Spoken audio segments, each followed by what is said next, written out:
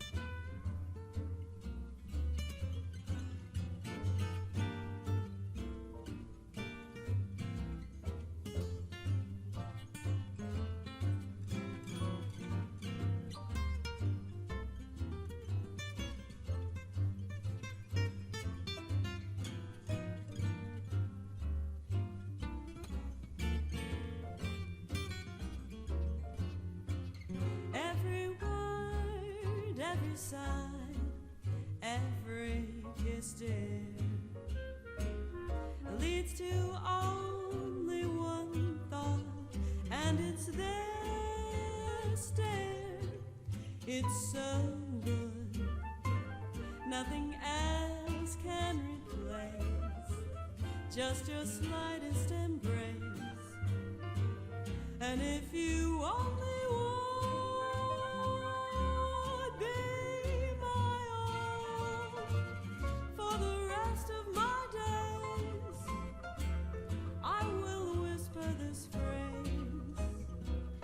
my darling, c'est si bon.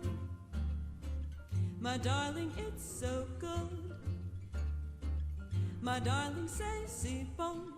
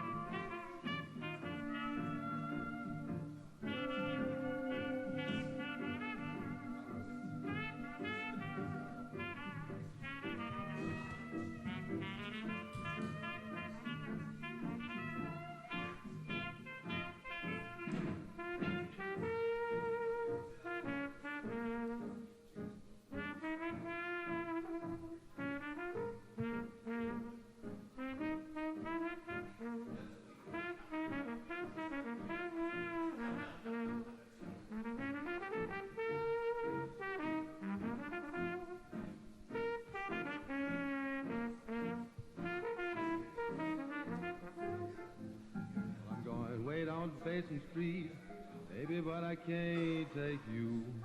Oh, oh, oh, oh, oh.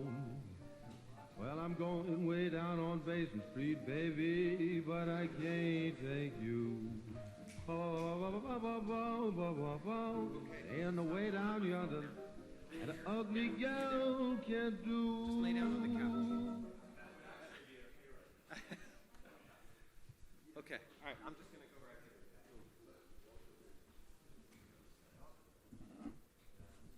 What do we got here? This stuff I sent you helpful. Oh, dude, we're going to put it up on the big screen. It's accurate. Me too. We're going to put people's business all up on the screen. Yeah.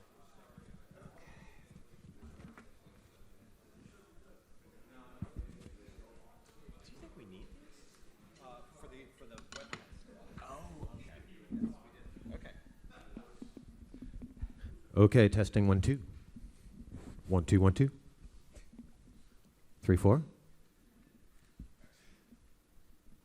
Frankie?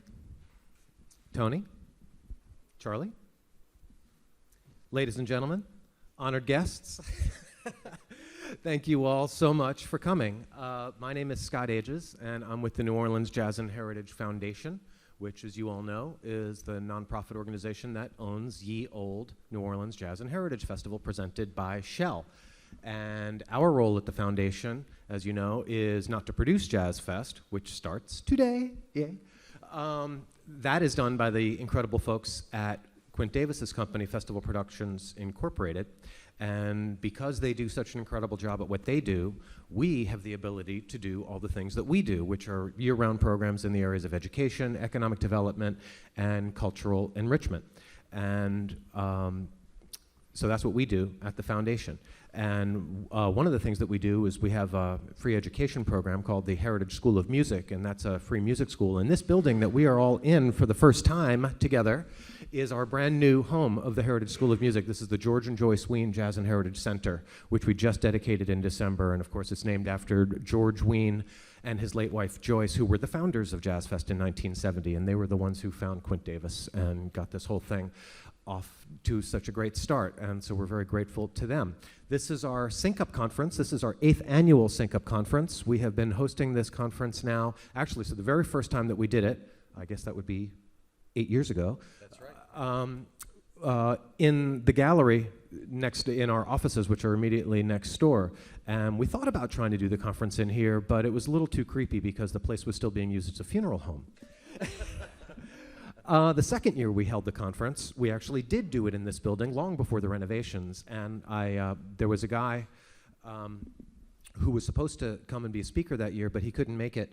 And so I sent him some pictures, and he said, "Oh, wow, it looks like a great crowd. Is that sweat?" Because there was no air conditioning in the building whatsoever. And as of Tuesday, we almost didn't have air conditioning in this room, but it's fixed now, fortunately. Anyway, so we just opened this building, and it is now up and ready to go. So after 5 years at the New Orleans Museum of Art, where we've held the conference up until now, we are now here and home, and happy to have this as our brand new facility. So this is the Sync Up Conference, as you know, which is our annual gathering of entertainment industry honchos. I'm talking to you, man. Yeah. To discuss basically how to access the global marketplace from the perspective of an independent artist trying to figure out all these crazy new things with new media. A couple of quick things. So as you know, the conference doors open at 9, conference starts at 10. We'll have panels most days. It's Friday and Saturday of both weekends, and then we have the Sync Up Cinema Monday, Tuesday, and Wednesday between weekends, and that's film screenings and panels from 3 to 9. We are broadcasting live on the internet through our radio station, WWOZ. Shout out to all the people watching on TV. Hey, Jimmy, I'm talking to you, man. You better be watching. Nicole, are you there? I know you're watching. Excellent. And what was I trying to say? Oh, yes. So after the conference is over, we all head out to the festival. Anybody here going out to Jazz Fest? Yay, healthy showing of hands. All right, fantastic. So Stanley. So as you all know, I'm about to tell the internet world a big secret. So as you all know, by coming to the conference here, you get one of these snazzy little wristbands. And that lets you into our hospitality area that we have out at the festival, which is a fantastic air-conditioned oasis with real bathrooms and complimentary beverages. And the only way to get one of these wristbands is to come here. So you all are in the know. The clean bathrooms You are are in the place. fantastic. So if there's no other reason to come to Sync Up, that's a good reason. But of course, we also have tons of great info and just great networking and Bloody Marys. So what more do you need, really?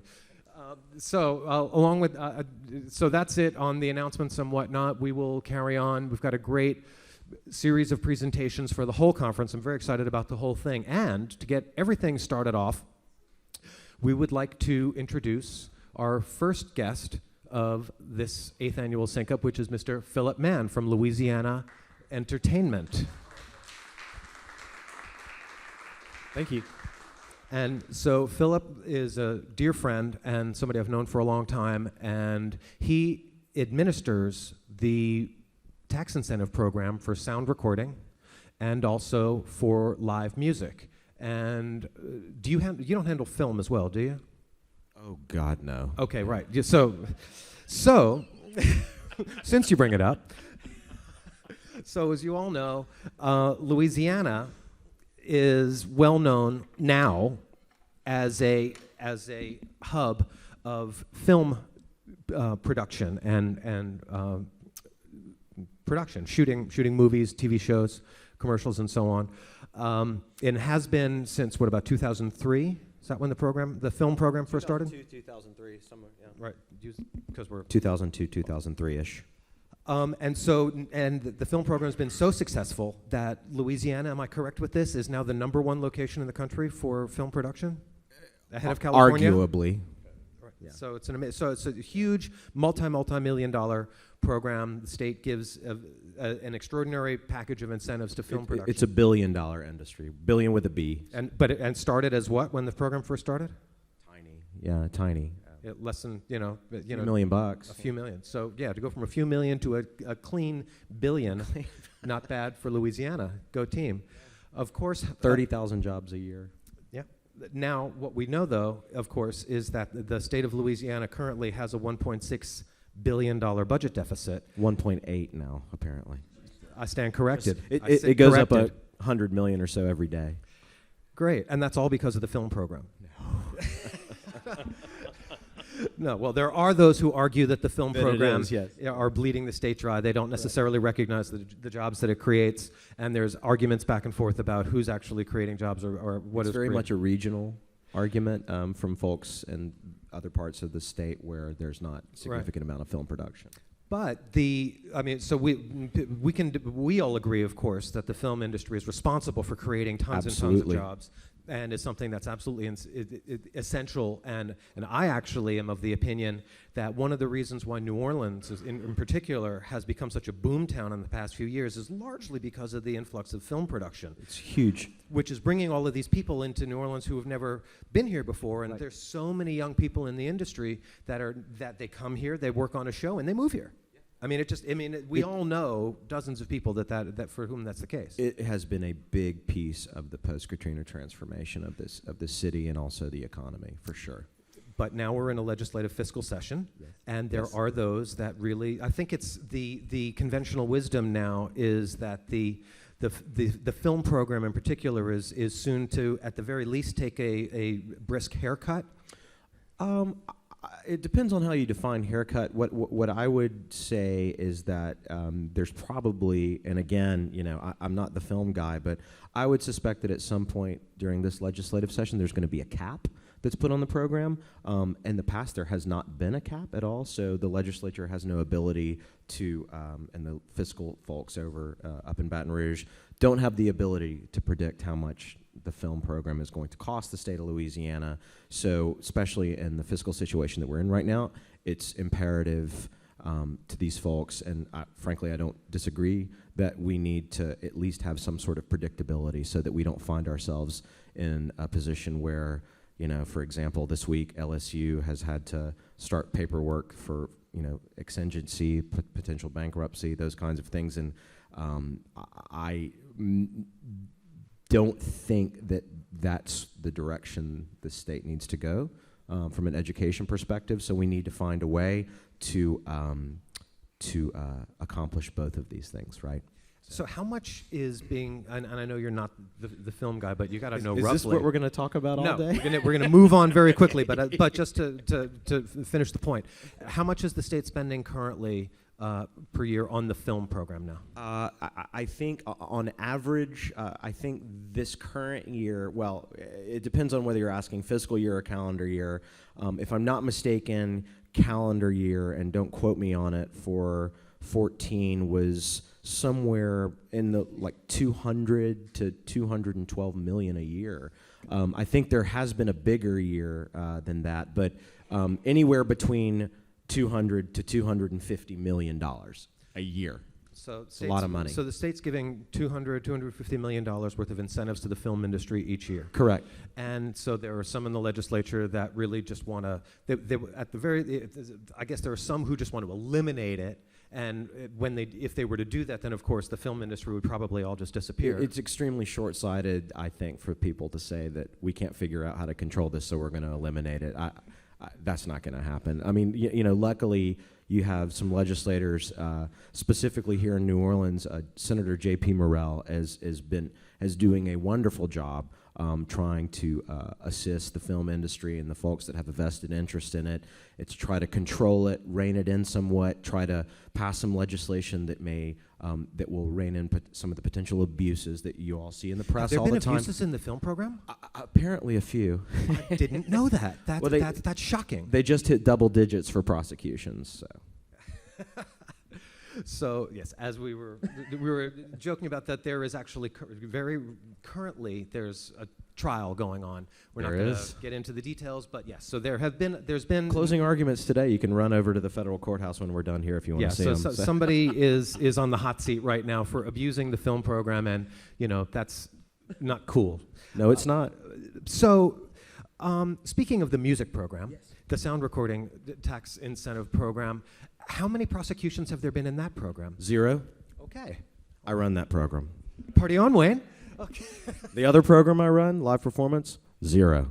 Awesome. I run that program. All right. So the state, in addition to having an incentive for the creation of motion pictures, also has one for creating sound recordings, which is really what I wanted to talk to Sync Up Music about, and that's really what we're here for. But we should also touch on live performance as well, because that's being used by the touring industry. Big time. In fact, maybe we should talk about that first, and then get into the meat of sound recording. Sounds good. Yeah. So, because I know people really want to talk about sound recording, we should just make them wait for a while longer. So they can't. So they have to sit there, right?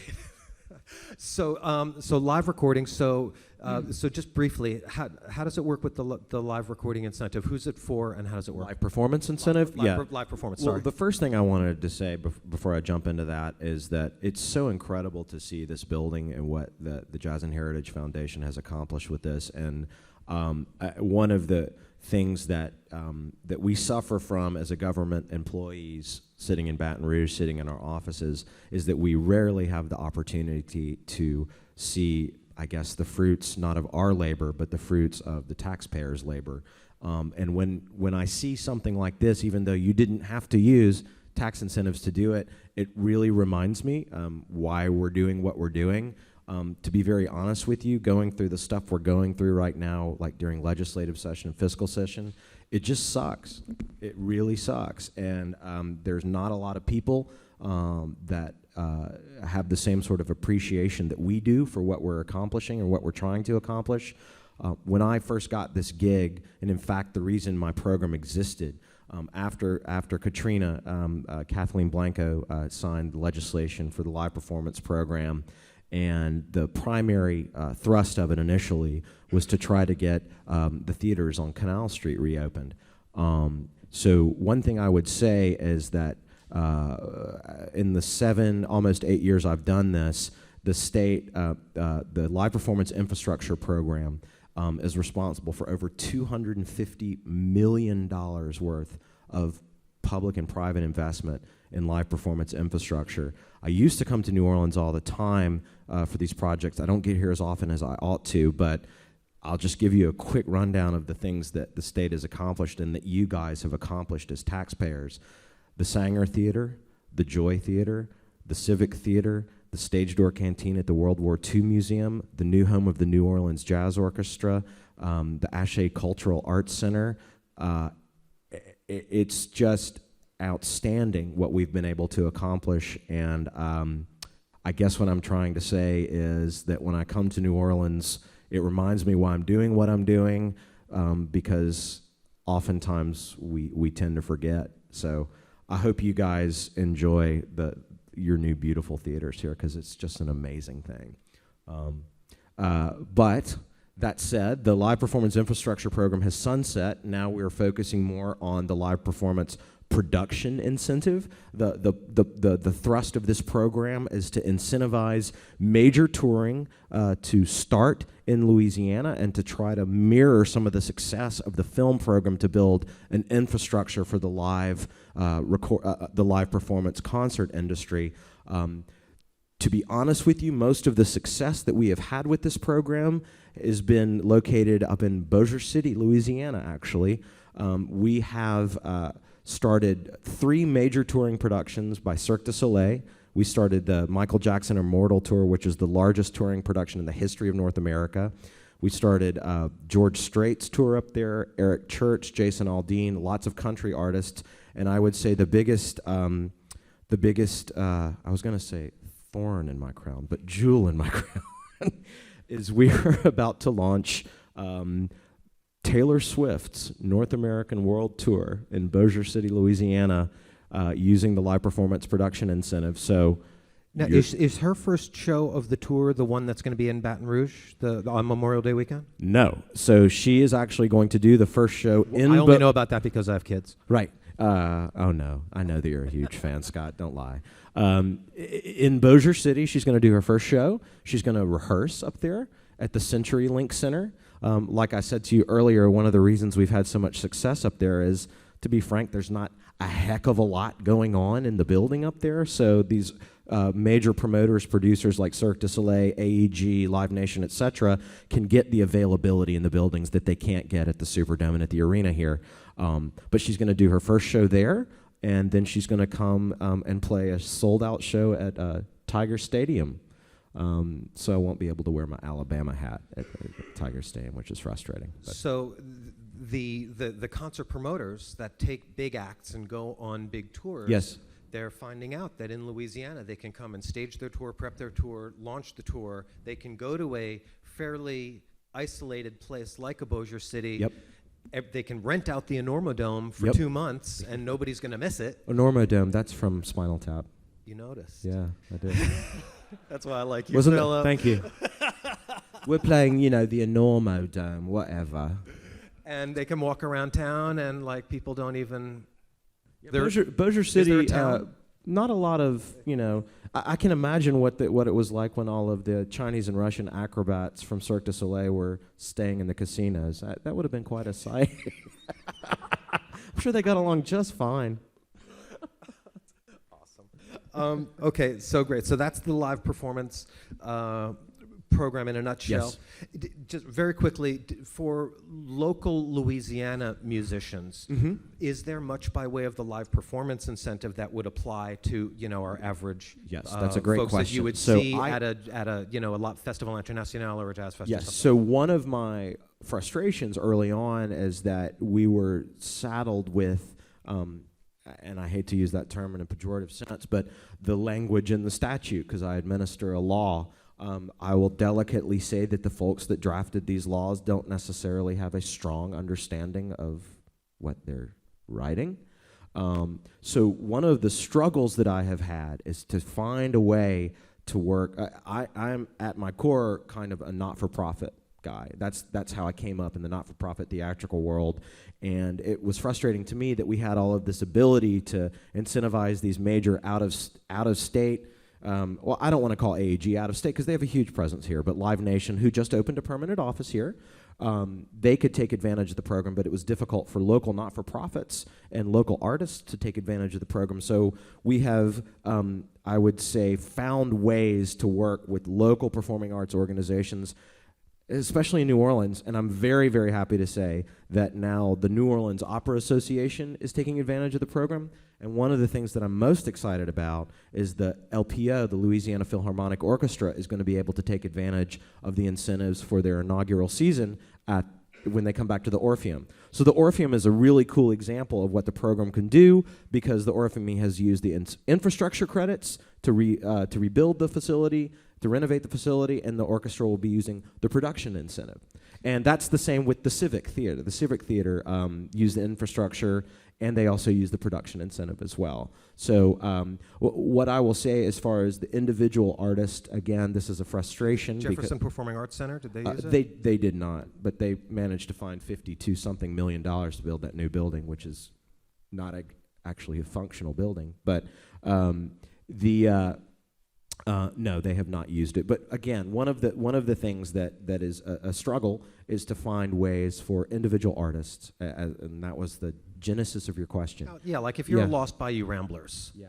Is there anything in that program for you? No, but the sound recording program, yes. So good segue. Moving right along. Awesome. Okay, so I actually have your website here. So, sound recording.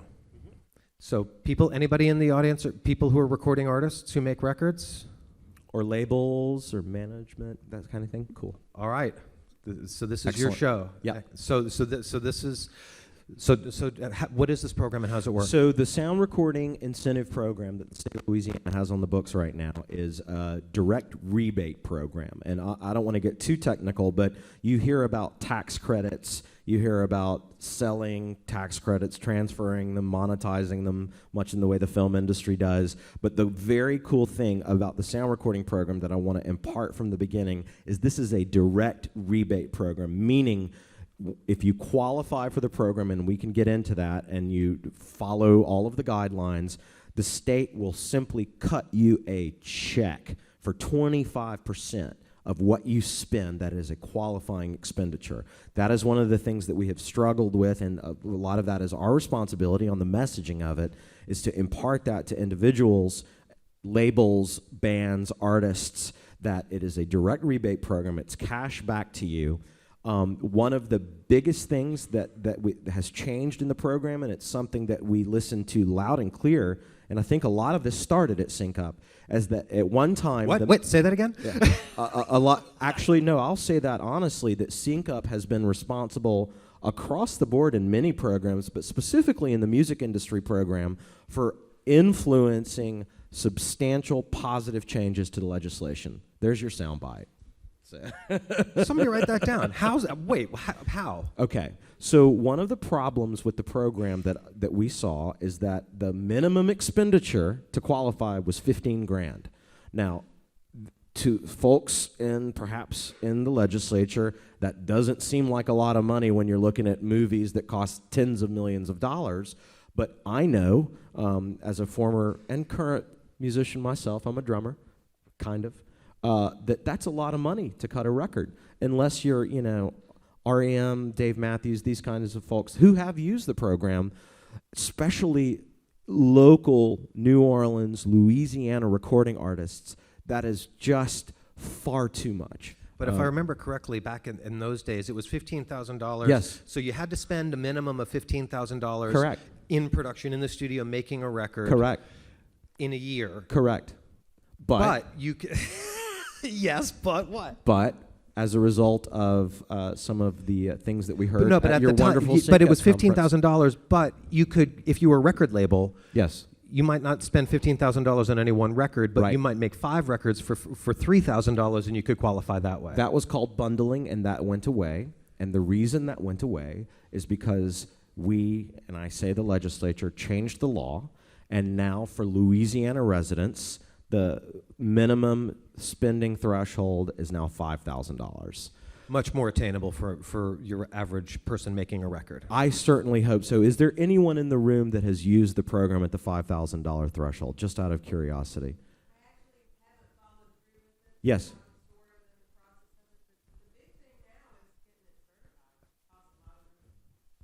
To get it, you mean the audit, the cost report? Yeah, that's it. Well, do we want to start questions, or do we do? Let me just wait, briefly a couple finish. quick things, and then we'll have, no, we'll have absolutely. some questions. That's why I'm here, because I In case you couldn't hear, she was saying that the that $1,000 audit fee to participate in the program on a $5,000 record, that's a big hurdle. It is substantial, and one of the things that's a struggle for us is that we are not really in the position as state employees to dictate to the CPA industry what they can and cannot charge. What I would say, though, if you were an artist and you had met the minimum threshold, and a CPA tells you that it's going to cost you $1,000 to get a cost report or an audit, I would tell them that that's ridiculous. You have to tell them that. I mean, I can't do that, but I think that that's absurd. It's not necessary. And if a CPA tells you that that's what it's going to cost and that you can't find somebody else to do it, call me or email me, and I'll see if I can help you find some other folks to do it. I'm going to have cards, but yeah, I mean, to have 20% of your budget be an audit, I mean, screw that. Fair enough. Yeah. Okay, so that answers that question. Wait, Reed, did you want to say it? Right, come use a mic. So we are starting questions. I guess Well, we no, are. I was just going to make a comment. Yeah. Isn't it true that if you don't spend $50,000, that you don't need a full audit? You could just get a cost report. That's right. Which wait. is the perfect question. So that, and I'm glad you brought that up. Thank you, Reed. Under 50, is it under 50? It's just a cost report. The cost report guidelines, I'm not going to say that they're minimal, because it's very important that we are very stringent about this stuff, because as I said when we started, one of the things that I pride myself on is keeping these programs clean. But yeah, that's a very, very good point. Now, an audit, a full audit, it is justified that $1,000, if not more, for that. Okay, $1,000 for a cost is too report. much. Okay, that's Yeah, great. thank you, Reed. But I mean, shouldn't that ought to be able to, I'm not sure I know what a cost report is, but that sounds to me like something I ought to be able to generate myself with an Excel spreadsheet. A CPA has to do it, though. Oh, they do? Yeah, Okay. that's the law requires it. Yeah. Yeah, the CPA has to do it, and I am only a little ways into this, so I'm not sure that I'm properly informed, but in this particular case, it was expensive because it actually takes the CPA a long time to file all this stuff online, and it's pretty cumbersome on their end. That's why they charge that money. I would disagree that it's a cumbersome process. Yeah. I'm looking for some names. Yeah. I'm here to help you with it. If it's cumbersome, then it's our fault for making it too cumbersome. Fair enough. But I think one of the points that I'd like us to address a little bit is, so the sound recording incentive program, unlike the film program, has a cap on it. It does. So there's a maximum amount that the state has said it will spend in giving rebates through the sound recording program. How much is that per year? $3 million a year. And of I've that, never ever even approached that. what's number. the most you've given in sound The recording credits most in any we've one year? given was when we still have, and Reed probably knows as well as I do, is when we still had the infrastructure program, and we still didn't hit the $3 million. Did you get over $2 million?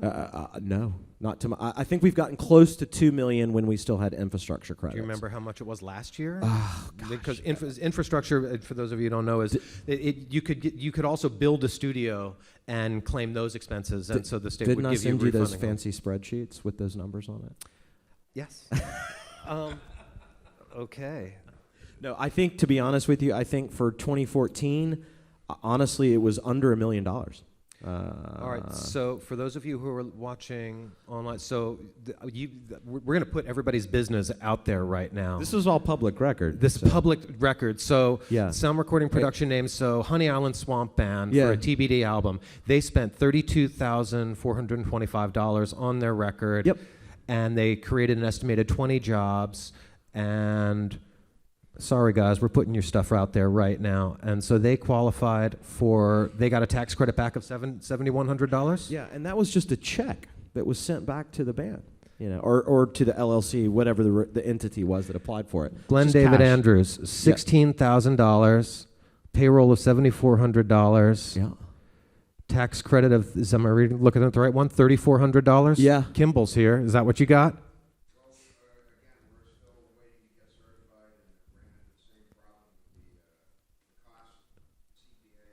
He's saying that they're running into problems getting certified and the cost of the CPA. This is the manager of Glenn David Andrews, Kimball Packard, everybody. You need to talk to me about that. Where I'm going to help you. That's why you're here, bro. Absolutely. Apparently. No, so, okay, so, but, all right, so when you say get trouble getting certified, can you use the mic and tell please, us what you please. mean about that?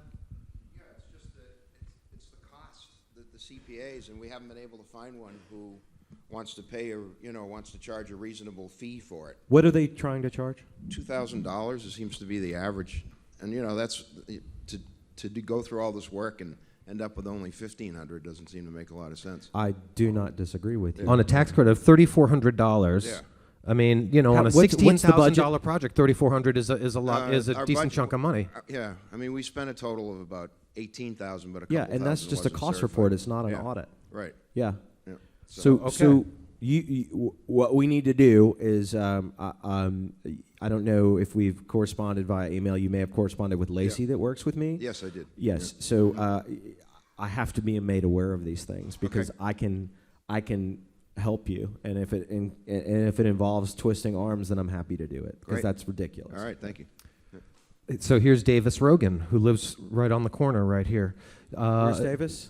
$12,875 on his record, $4,000 worth of jobs created, tax credit of $3,200. Mm-hmm. I'm going to tell you, for a guy that lives right on the street over here, $3,200 is Big important. bucks, yeah. So No, I get it. I get it. One of the things that I would say is that you see this and it's public record, and hopefully you will all have my business card and my email when I leave here. One of the things that I would suggest, because I don't know, because I don't track everything every day, but look at some of these projects that have had similar budgets to the ones that you have and ask me who did the cost report, because it's public record and I can tell you. And you can contact them directly. And it looks like and I on can this tell you page how that much we're they looking spent at, on it, too. the smallest budget of a record, someone's $53,000, $31,000, $49,000, $32,12, $25,000, $8,000. That looks like the least expensive record. Who's that? Ray Boudreau. I don't know who that One is. of the things that's really, really interesting that I've noticed that we're really, really happy about is that we're starting to get a lot of, indie bands love to record in Louisiana, especially in New Orleans. We did one of the Edward Sharpe and the Magnetic Zero records, and they ended up buying a studio here, yeah? But if you see Beach House, we're starting to get, and Rose Windows, they're on Sub Pop. We're starting to get a lot of indie bands use the program too, which is And these are these local bands? No, but they're coming here to do their records. And one of the other things that we're really excited about is at the very, very bottom there, that project, Action Acadien, I'm not a French speaker, j'ai une chanson de mon cœur, something. That's Zachary Richard. Nice. And we are so excited that he's using the program. It's amazing. We go up to Montreal sometimes for work, and this guy may as well be, Paul McCartney or somebody up there. It's amazing, and he's just a prince to work with, and he handles all of the details of the project himself. Kristen it's just amazing. Diabla's record cost $49,800. We're going to have her distributor here next week. Oh, cool. Did you think she paid for that with Kickstarter?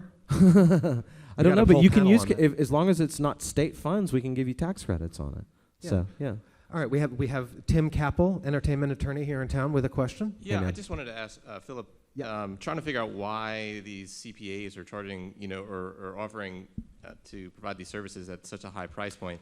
Yeah. So, two questions: one, is there a publicly available directory of CPAs who provide these certification services? Yes. And two, is there any sort of state liability that is imposed on these? As someone who's in professional services myself, maybe are they factoring in some sort of risk of being wrong on their certification? Or that's a very good question. So- Let me give you the first answer. The answer to that question is yes. We have a list of CPAs that we can provide very easily.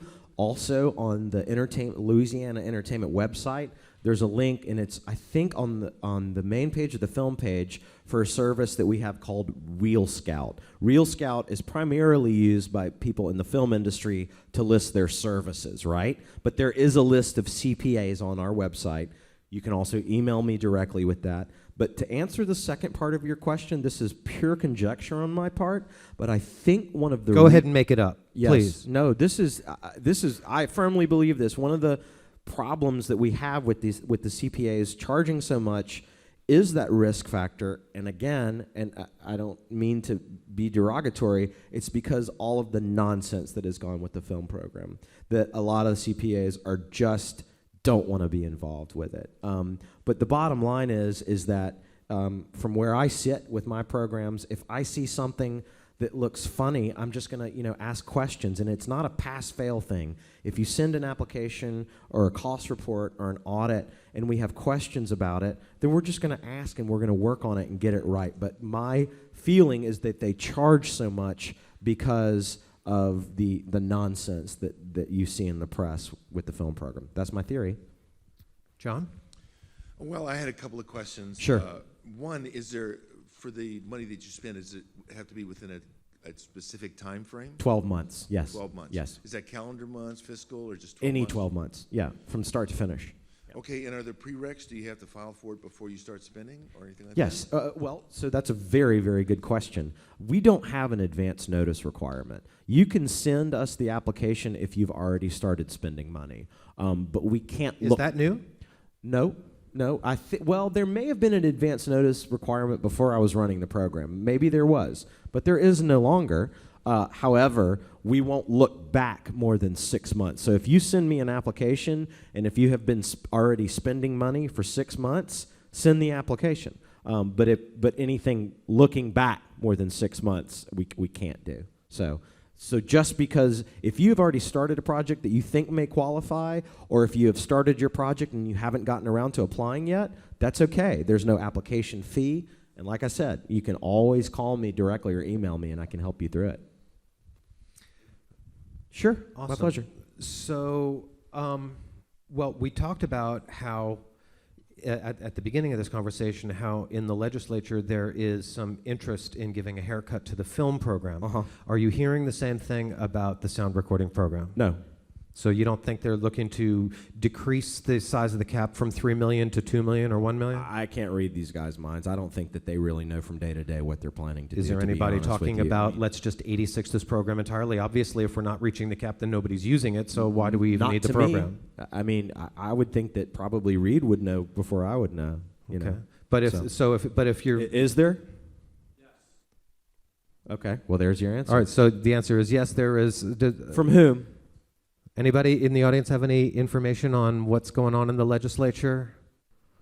Oh, look, it's Sherry McConnell. That's a very scary thing. Oh God, I didn't see you come in. Hi. Shoot. So Sherry, This panel's over. You used to run the office that administers all these tax credits, so has a little bit of knowledge here. Hi, Sherry. Yeah. Hi. So, Nice to see you what are you guys. hearing in the legislature? Is So anybody as far trying to as kill the this? sound recording tax credit, I don't think there's a bill specifically directed at sound recording, but there are blanket bills that do away with all refundability, all rebatability, absolutely, all yes. those things. So certainly sound recording is impacted by that, and it would completely take that There away. are a number of global bills. Right.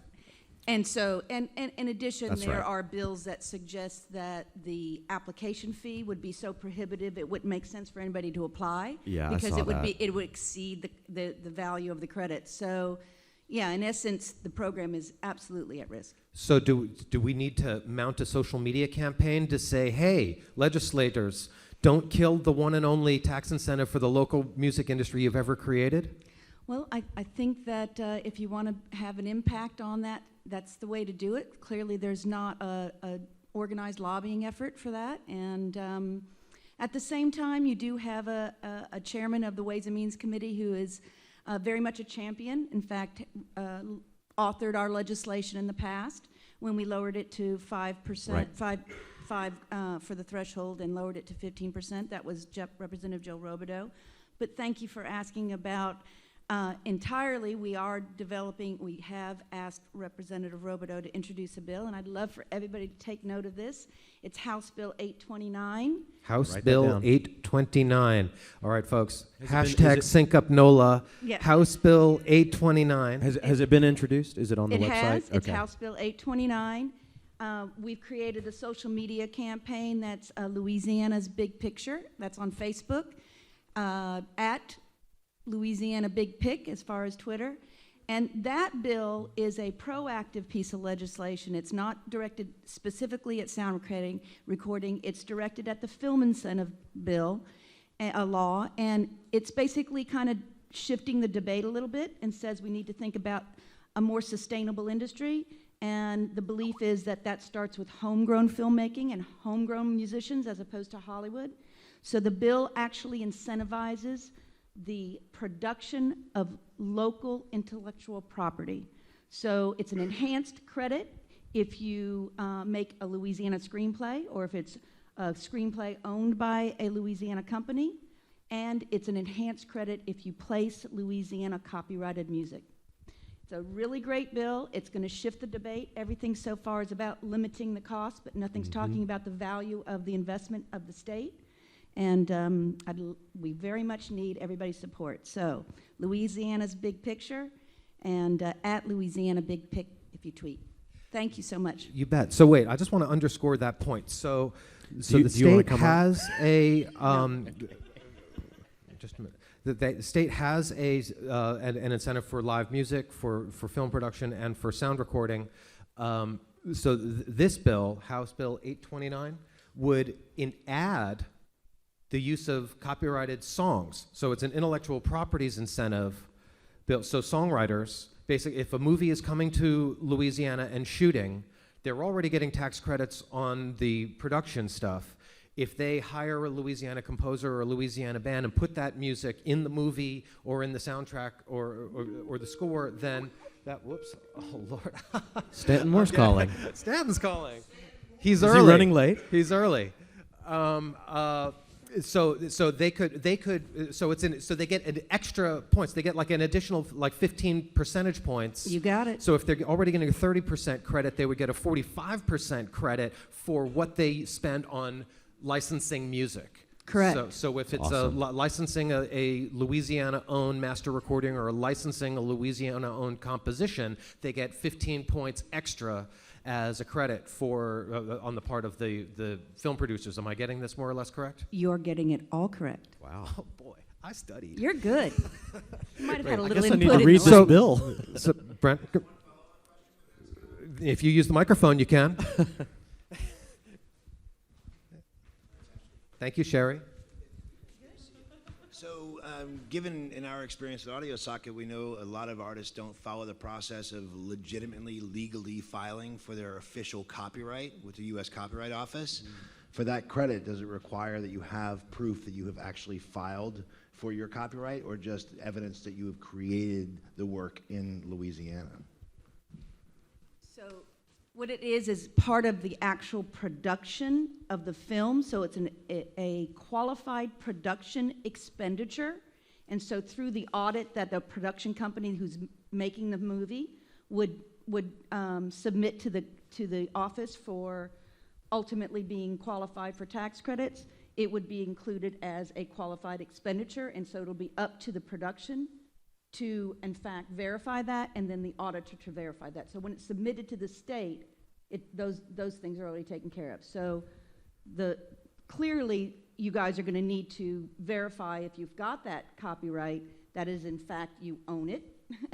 And what it does is suggests that it's a Louisiana resident-owned copyright, a Louisiana resident company-owned copyright. And so the definition of Louisiana resident is a little bit more strictly defined.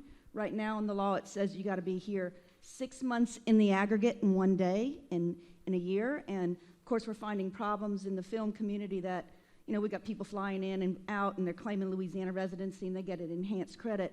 We're actually redefining Louisiana resident so that they're actually residents, and that is that they're a legal resident and they have lived here for a year and for 12 consecutive months. So Louisiana resident's going to be a little bit tighter, which we think is very helpful for our local employees. And then, of course, having Audio Socket as a Louisiana resident-owned business, you're all good, man. And Audio Socket. But your point is no more poor man's copyright. You have to actually register the copyrights for your songs, and if you want to be able to take advantage of this additional credit. By the way, if you don't register for your copyright officially and somebody violates your copyrights, you don't have liquid statutory damages available to you, which means rather than being able to sue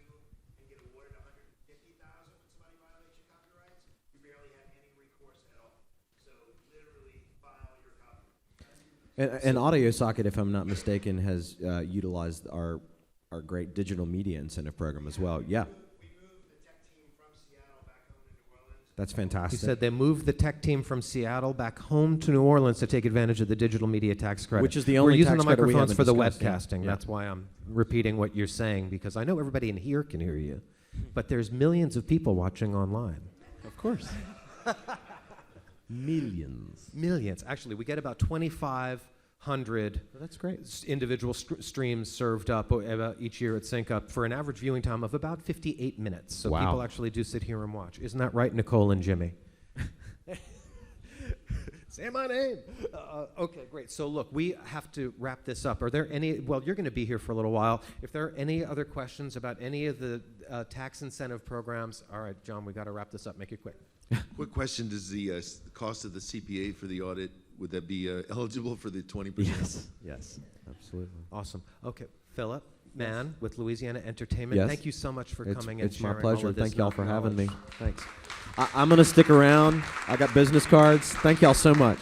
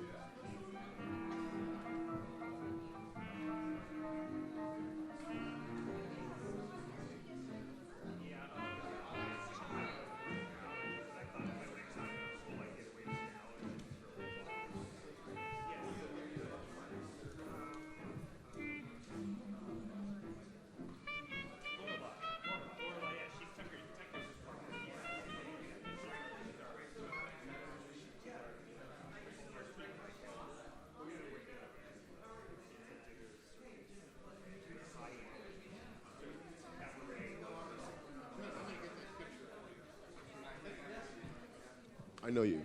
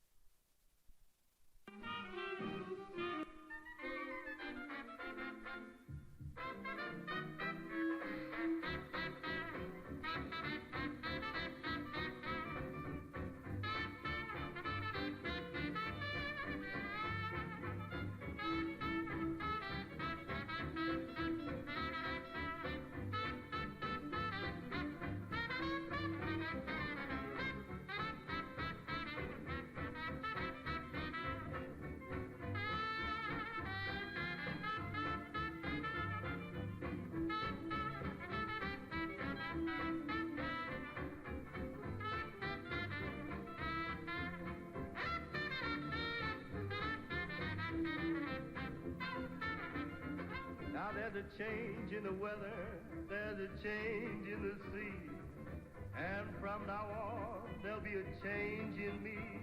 my walk will be different, my talk and my name. Nothing about me is gonna be the same. I'll change my long tall one for a little short flat. I'll even change the number hanging on my flat. Ah, because nobody loves you when you're old and gray. There'll be some changes made